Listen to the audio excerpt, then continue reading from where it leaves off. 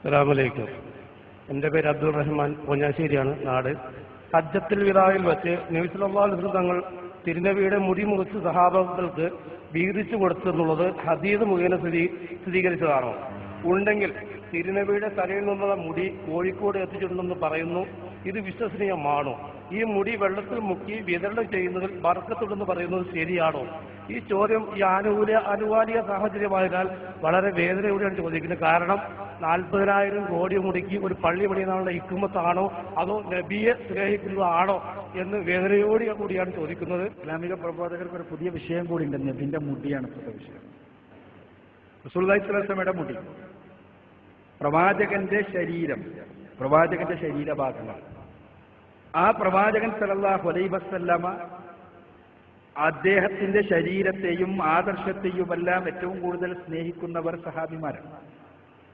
ആ സഹാബിമാരിൽ നിന്ന് മതം പിന്തുടർച്ചയായി ലഭിച്ചിട്ടുള്ള ആളുകൾ തീർച്ചയായും റസൂലുള്ളാഹി സ്വല്ലല്ലാഹു അലൈഹി വസല്ലമ ഇങ്ങനെ എന്തെങ്കിലും അവശേഷിപ്പിച്ചിരുന്നുവെങ്കിൽ അത് തീർച്ചയായും നമുക്ക് ലഭിക്കേണ്ടിയിരുന്നത് ആ ചുറ്റുപാടിലായിരുന്നു. അഥവാ മക്കയിലോ മദീനയിലോ ആ ചുറ്റുപാടുകളിൽ എവിടെയെങ്കിലുമെല്ലാം ആകുമായിരുന്നു.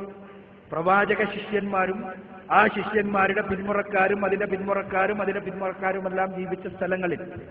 പക്ഷേ ഇങ്ങനെ ഒരു സംഭവം അവിടെ അവർ സൂക്ഷിച്ചു വെച്ചിട്ടില്ല. റസൂലുള്ളാഹി സ്വല്ലല്ലാഹു അലൈഹി വസല്ലം ഇരുന്ന് ഇങ്ങനെ എന്തെങ്കിലും ഉണ്ടായിരുന്നുവെങ്കിൽ സഹാബിമാരും താബികളും താബികളും എല്ലാം അത് ചെയ്യുമായിരുന്നു.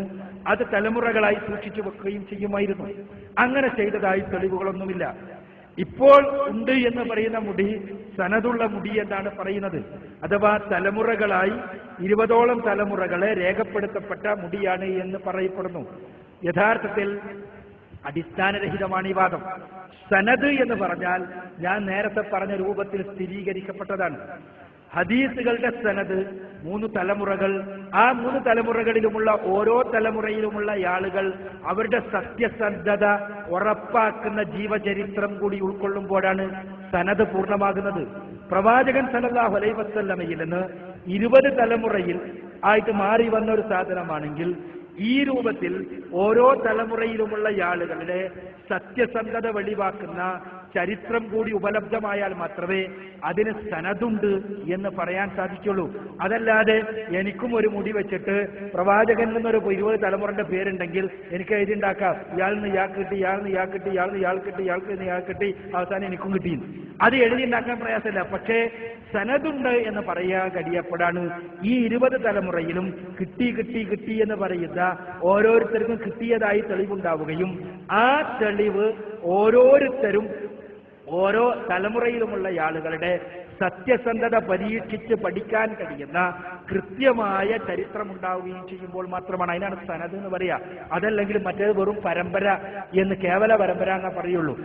അങ്ങനെ സനദോടുകൂടി പ്രവാചകൻ സല്ലല്ലാഹു അലൈഹി വസല്ലമയുടെ ഒരവശിഷ്ടവും ബാക്കിയായിട്ടില്ല എന്നുള്ളതാണ് യാഥാർത്ഥ്യം. ഇപ്പറയുന്നതെല്ലാം കേവല തട്ടിപ്പാണ്. ഇസ്ലാമികമായി അതിന് എന്തെങ്കിലും പ്രാധാന്യമുണ്ടെങ്കിൽ ഈ ഞാൻ പറഞ്ഞ സൂക്ഷ്മതയോടുകൂടി പ്രവാചകന്റെ ഒരു വാക്കെങ്കിലും തെറ്റാത്ത രൂപത്തിൽ തലമുറകളായി സംപ്രേഷണം ചെയ്യപ്പെട്ട പ്രവാചകന്റെ വചനങ്ങളെപ്പോലെ പ്രവാചകന്റെ ഈ രൂപത്തിലുള്ള അവശിഷ്ടങ്ങൾ സംരക്ഷിക്കുമായിരുന്നു. അങ്ങനെ സംരക്ഷിക്കപ്പെട്ടതായി ഇസ്ലാമിക ചരിത്രത്തിലെവിടെയും തെളിവുകൾ കാണുന്നില്ല എന്നുള്ളതാണ്.